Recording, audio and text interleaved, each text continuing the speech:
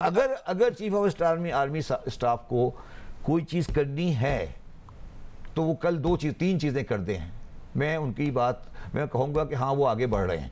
वो मार्केटों को 6 बजे बंद करा दें, वो बड़ी गाड़ियाँ 2000 सीसी वाली 6 महीने के लिए बंद करा दें, वो एक्सचेंज कंपनियों को बंद कर दें, वो 5000 नोट का बंद कर दें, फिर मैं मानूंगा कि हाँ जी तब्दीली आ गई है।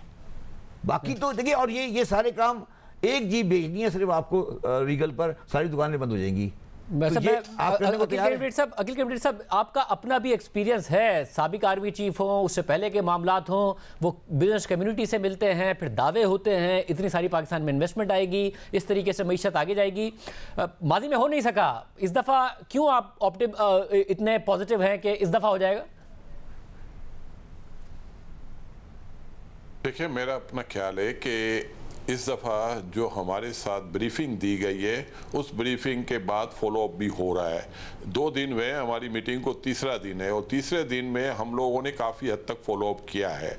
दूसरी, मैं एक छोटी सी मिसाल आपको देता हूं कि लास्ट वीक मैंने एक क्वेश्चन रेज किया था कि आप जो एक्सपोर्ट कर रहे हैं हमारे लोग, उसमें अंडर इन्वॉइसिंग हो रही है। तो उन्होंने पूछा था, सवाल 2-3 पूछे, तो हमने उनका जवाब दिया कि जैसे राइस है, एरी 6 अगर आप पाकिस्तान में ख़रीदते तो $590 की आपकी कॉस्ट है और यहाँ से एक्सपोर्ट हो रहा है $350 और $450। तो आज मेरे ख्याल से ये रेट फिक्स हो गया मिनिमम $550। तो आप मुझे बताएं कि पाकिस्तान में इस तरह पहले तो नहीं होता था, और हम तो बड़े पर उम्मीद हैं कि जो बातें हुई हैं और उसका फॉलोअप शुरू हो चुका है। और उस फॉलोअप में आज एक मीटिंग भी हुई थी, हमारे ऑफिस के भी लोग आज उस मीटिंग को अटेंड किए। तो मेरा ख्याल है कि हम लोग काफ़ी बुरा वक्त देख चुके हैं और हर एक को जागने की ज़रूरत है। सबर भाई से भी मैं रिक्वेस्ट करूंगा, इसमें कोई शक नहीं है कि इनके 2-3 प्रपोजल अच्छे हैं। 5000 के नोट ख़त्म करने चाहिए ताकि ब्लैक मनी को हम किल करें। लेकिन दूसरी तरफ वो ये कह रहे हैं शाम को इलेक्ट्रिक सिटी अर्ली बंद कर दें, तो ये भी अच्छी बात है। लेकिन पाकिस्तान का इस वक्त इशू ये नहीं है, पाकिस्तान का इशू है कि आपके पास सरप्लस एनर्जी है और सरप्लस एनर्जी बिक नहीं रही है। ना बिकने की वजह से आपको कैपेसिटी पेमेंट देनी पड़ रही है और उसी की वजह से ये बिजली महंगी हुई है। आज आप 10,000 मेगावाट बिजली बेचना शुरू कर दें, आपकी कैपेसिटी पेमेंट कम हो जाएगी और बिजली के रेट नीचे आ जाएगा। अब पाकिस्तान के साथ उलट हो रहा है, जितनी कम बिजली हम बेचेंगे बिजली इतनी महंगी होगी, जितनी हम ज़्यादा बेचेंगे बिजली सस्ती होगी। तो ये हमारे लोगों को समझना होगा कि हमने प्रोजेक्ट लगा लिए हैं, जैसे चाइना ने भी सीपेक के प्रोजेक्ट लगाए हैं, तो हमें चाइना से भी अब रिक्वेस्ट करनी चाहिए कि पाकिस्तान में आए, अपनी इंडस्ट्री लगाएं और अपनी जो एनर्जी की खपत को बढ़ाएं।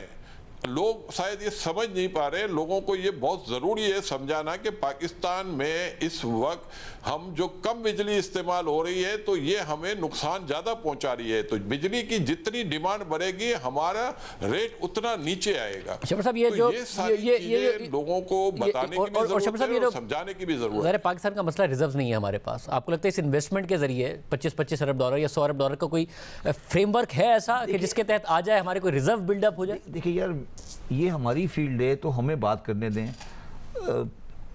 एक होती है फॉरेन डायरेक्ट इन्वेस्टमेंट, एक होती है कैश इनफ्लो। जब OGGCL बेचेंगे तो कैश आएगा, और अगर आप रिफाइनरी लगाएंगे तो कैश नहीं आएगा, कैश आएगा और मशीनरी में वापस चला जाएगा। सीपेक के प्रोजेक्ट्स में हुआ नहीं, वापस चला जाएगा ना, तो आपका रिजर्व बिल्डअप नहीं होगा। मुझे जो इन्फॉर्मेशन मिली है वहाँ ये बात भी हुई है कि उनको ये बात समझ है कि मैं अगर इन्वेस्टमेंट 100 की भी ले आएंगे ना अगर, तो भी आपके पास कैश इंप्रूव नहीं होगा आपका। ठीक है, आपका रिजर्व इंप्रूव होगा जब आपके पास कैश आएगा, आप अपनी एग्जिस्टिंग बेचेंगे, जिसको मैं फेवर नहीं करता। वो कहते हैं कि मैंने 10 बिलियन की कोई कमिटमेंट ली है, मैं अच्छी बात है, अगर वो है तो बहुत बेहतर है, मगर 10 बिलियन से भी पाकिस्तान बचने वाला नहीं है। मुझे भी बड़ी खुशी है, मैं कोई पाकिस्तान में बैठकर पाकिस्तान के खिलाफ बात नहीं करना चाहता, मगर मैं ये कहना चाहता हूँ कि मैं लोगों को गलत उम्मीदें, गलत मशवरे देकर पाकिस्तान के अवाम को इन चक्कर में नहीं डालना चाहता कि आज हम इसको चला दें और हम बैठ के जुआ खेलना शुरू कर दें चीज़ों में। मैं इस पर बड़ा क्लियर हूँ। मेरा कहना ये है, मेरा ज़ाती ये कहना है कि पाकिस्तान की मईशत को बचाने के लिए जो इदारा जिम्मेदारी लेगा आज, वो कल पब्लिक से गालियाँ खाएगा। ये बात मैं बहुत बड़ी बात कर रहा हूँ आपसे। इस वक्त पाकिस्तान को ज़रूरत है कि पाकिस्तान के तमाम लोग, पॉलिटिकल पार्टीज़, इस्टेब्लिशमेंट सब मिल के जिम्मेदारी लें, किसी एक इदारे की जिम्मेदारी नहीं है। ये जो आप मीटिंग्स करते हैं कोर कमांडर के दफ्तर में, तो ये meeting state bank of Pakistan में होनी चाहिए under the chairmanship of governor state bank with chief of army staff में भी सिटिंग। ये आप जो आप डायनेमिक्स प्रेजेंट कर रहे हैं, ये डायनेमिक्स आपको 6 महीने 8 महीने अच्छी लगेगी, मगर ये डायनेमिक्स इम्प्लीमेंटेबल नहीं है। Please try to understand this. ये डायनेमिक इम्प्लीमेंट नहीं हो सकती। ये मैं अपनी फाइल लेकर कोर कमांडर के दफ्तर में नहीं जाऊंगा, मैं जाके चीफ मिनिस्टर के दफ्तर में जाऊंगा। ये चीजें या तो फिर आप बिल्कुल सिंपल आ जाएं कि ये ठीक है हमारा हम सीईओ हैं, जैसे मुशर्रफ साहब सीईओ थे। ये जो आप ड्यूलिटी चला रहे होते हैं, जब आप जाके बैठेंगे इस्लामाबाद में, मैं आपको आज यकीन से कह रहा हूं इनमें से एक फाइल मूव नहीं होगी। मैं आपको आज ये लिख के देता हूं, इसलिए मूव नहीं होगी शाहजेब कि इस्लामाबाद की जो ब्यूरोक्रेसी है वो तमाम गुड इंटेंशन को किल कर देती है। और ये बिजनेसमैन जो आज कह रहे हैं कि हमने बहुत अच्छा हमें कोई बिल्कुल सुहाने ख्वाब नजर आ गए और हमने पाकिस्तान की समझ लें कि पाकिस्तान के तमाम मसाइल हल हो गए और ये ख़त्म हो गई तमाम प्रॉब्लम, ये लोगों को सही नहीं दे रहे। आखिरी बात, जो बंदा ये बात करता है कि पाकिस्तान IMF से आगे SBA में नहीं जाएगा स्टेट बैंक बगैर के बाद, मैं उसको सिर्फ ये दरख्वास्त कर सकता हूं कि वो अपने स्टेटमेंट को रिव्यू करे।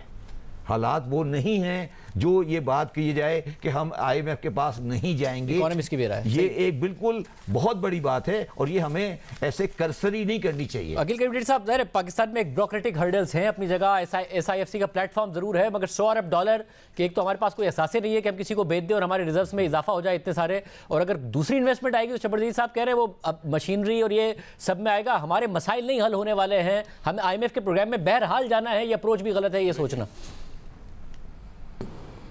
देखिए, मैं आपको एक बात बता दूं, सबर जैदी साहब भी FBR चेयरमैन थे, तो सबर जैदी साहब ने हमें जो ब्रीफिंग दी थी वो GHQ में बैठ के दी थी, स्टेट बैंक में बैठ के नहीं दी थी, FBR के दफ्तर में बैठ के नहीं दी थी। तो ये अपनी जब बारी में इन्होंने ये ब्रीफिंग दी थी तो उनको उस दिन वो कहाँ खो गए थे। उस दिन वो कह देते कि भाई GHQ में मैं नहीं जाऊँगा, बाजवा साहब की मैं नहीं सुनूंगा, मैं सीधा FBR दफ्तर बुलाऊंगा। मैं ये समझता हूँ, देखिए बातें बहुत आसान होता है करना, इस वक्त लोगों को कॉन्फिडेंस देना है। और मैंने आपको कहा कि चाइना के हवाले से बात हुई, हमें अप्रिशिएट करना चाहिए चाइना को कि उन्होंने हमें सपोर्ट किया। दूसरी तरफ आप ये देखें कि पहले आपके माइनिंग सेक्टर को कभी भी ओपन नहीं किया गया, पहले कोई FICS जैसा कोई SFIC कोई बना नहीं था। ये बनाने का जो मकसद है सबको पता है कि ब्यूरोक्रेटिक हर्डल्स हैं पाकिस्तान में, उसी को किल करने के लिए ये फोरम बनाया गया है। अगर इस फोरम को हमने अभी तक देखा नहीं है, सुना नहीं है और हम ये कह दें कि ये नाकाम हो जाएगा, तो मैं समझता हूँ ये ठीक बात नहीं है। हम सबको पाकिस्तान के लिए अब कुर्बानी देने के लिए तैयार बैठना चाहिए। अब अगर ये लोग रो रहे हैं कि कारोबारी हालात बहुत ख़राब है, तो 200 कंपनियों का स्टॉक एक्सचेंज में रिजल्ट आया, जो 200 कंपनियों का 190 कंपनियों ने रिकॉर्ड प्रॉफिट किए। तो मुझे एक बात बता दें, पाकिस्तान के हालात तो बहुत ख़राब है, तो ये रिकॉर्ड प्रॉफिट कहाँ से आ रहे हैं? मैं सिर्फ ये कहना चाहता हूँ कि थोड़ा सा हमें अपनी जिम्मेदारी का एहसास होना चाहिए। हमें सिर्फ और सिर्फ हमारी इन्हीं बातों की वजह से लोग डॉलराइजेशन की तरफ जा रहे हैं और वो पैनिक हो जाते हैं। वो कहते हैं यार सबर जैदी साहब तो FBR के चेयरमैन रह चुके हैं, ये तो ज़रूर ठीक बात। पाकिस्तान में जो भी नेगेटिव बात करता है लोग उसको सुनना चाहते हैं, कोई पॉजिटिव बात करता है उसको कोई लोग, हमारे लोग आदी नहीं है उनकी बातें सुनने के। तो मैं ये कहता हूँ कि इनको ये पूछा जाए कि ये सारे पैसे रिकॉर्ड प्रॉफिट हुए, कहाँ से प्रॉफिट हुए? पाकिस्तान के हालात इतने खराब हैं।